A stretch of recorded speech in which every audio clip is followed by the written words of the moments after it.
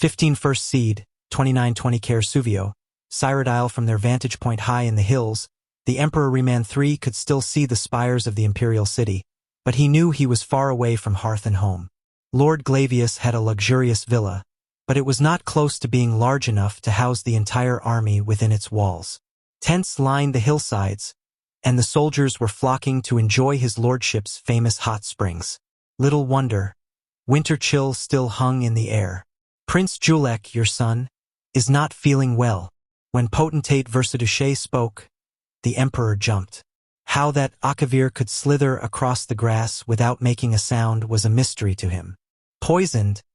I'd wager, grumbled Riemann. See to it he gets a healer. I told him to hire a taster like I have, but the boy's headstrong. There are spies all around us. I know it. I believe you're right, your imperial majesty, said Versaduce.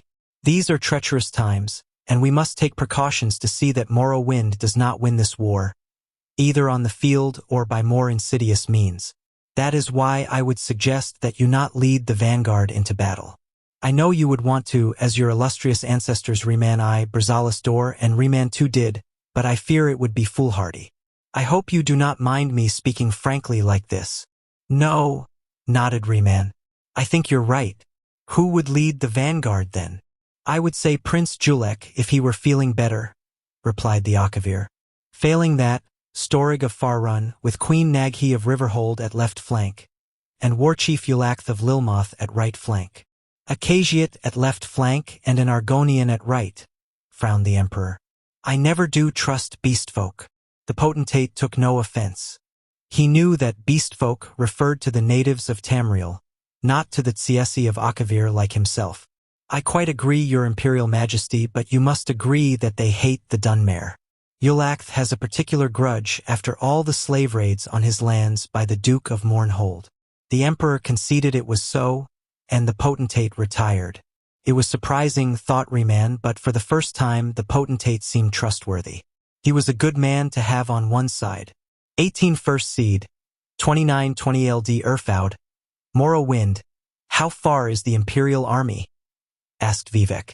2 days' march, replied his lieutenant.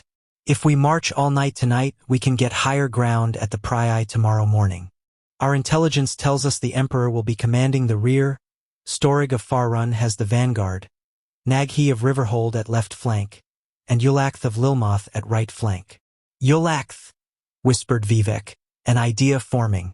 Is this intelligence reliable? Who brought it to us? A Breton spy in the imperial army, said the lieutenant and gestured towards a young, sandy-haired man who stepped forward and bowed to Vivek. What is your name and why is a Breton working for us against the Cyrodiils? Asked Vivek, smiling. My name is Casser Whitley of Dwinnen, said the man, and I am working for you because not everyone can say he spied for a god, and I understood it would be, well, profitable. Vivek laughed. It will be, if your information is accurate. 19 First Seed, 2920 Bodrum. Morrowind, the quiet hamlet of Bodrum, looked down on the meandering river, the Prii. It was an idyllic sight, lightly wooded where the water took the bend around a steep bluff to the east with a gorgeous wildflower meadow to the west. The strange flora of Morrowind met the strange flora of Cyrodiil on the border and commingled gloriously. There will be time to sleep when you've finished. The soldiers had been hearing that all morning. It was not enough that they had been marching all night. Now they were chopping down trees on the bluff and damming the river so its waters spilled over.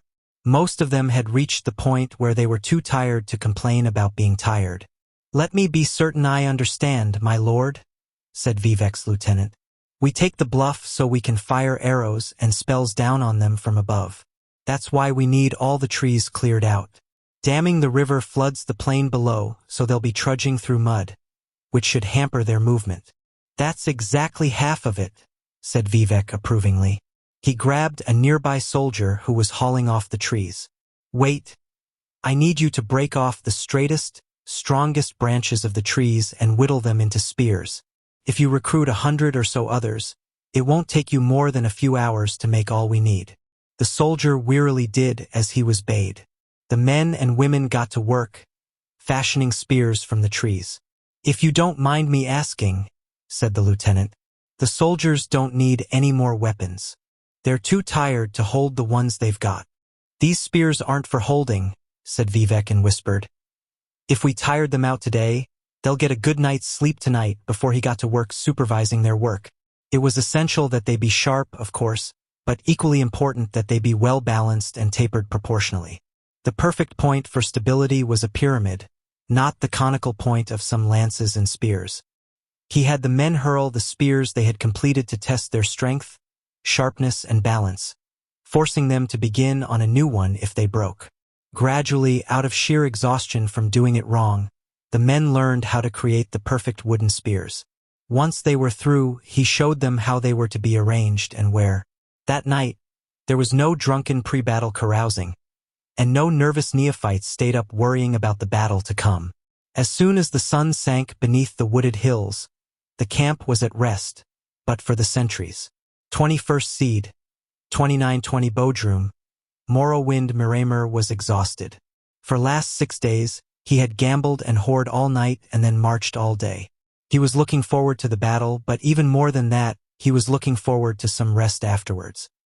He was in the Emperor's command at the rear flank, which was good because it seemed unlikely that he would be killed. On the other hand, it meant traveling over the mud and waste the army ahead left in their wake. As they began the trek through the wildflower field, Miramer and all the soldiers around him sank ankle-deep in cold mud. It was an effort to even keep moving. Far, far up ahead, he could see the vanguard of the army led by Lord Storig emerging from the meadow at the base of a bluff. That was when it all happened. An army of Dunmare appeared above the bluff like rising Daedra, pouring fire and floods of arrows down on the vanguard. Simultaneously, a company of men bearing the flag of the Duke of Mournhold galloped around the shore, disappearing along the shallow river's edge where it dipped to a timbered glen to the east. War Chief Eulacth nearby on the right flank let out a bellow of revenge at the sight and gave chase. Queen Naghi sent her flank towards the embankment to the west to intercept the army on the bluff. The Emperor could think of nothing to do. His troops were too bogged down to move forward quickly and join the battle. He ordered them to face east towards the timber, in case Mournhold's company was trying to circle around through the woods. They never came out, but many men, facing west, missed the battle entirely. Miramer kept his eyes on the bluff.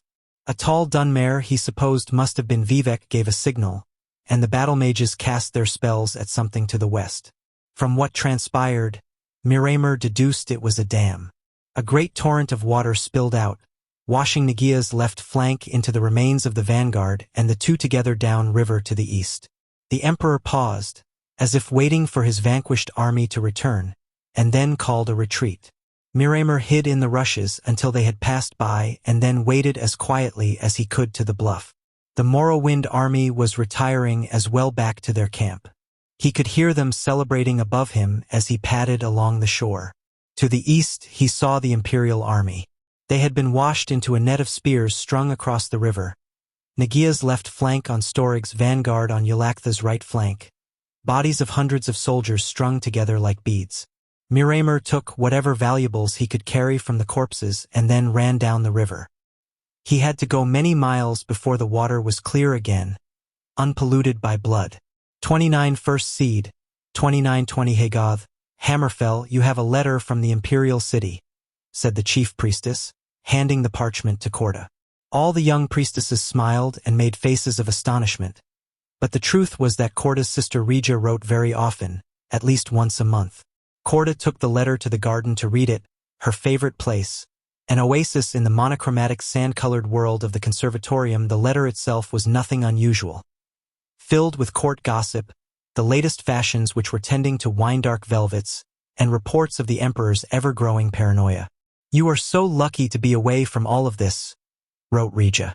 The Emperor is convinced that his latest battlefield fiasco is all a result of spies in the palace. He has even taken to questioning me. Ruptka, keep it, so you never have a life as interesting as mine. Corda listened to the sounds of the desert and prayed to Ruptka the exact opposite wish. The year is continued in Rain's hand.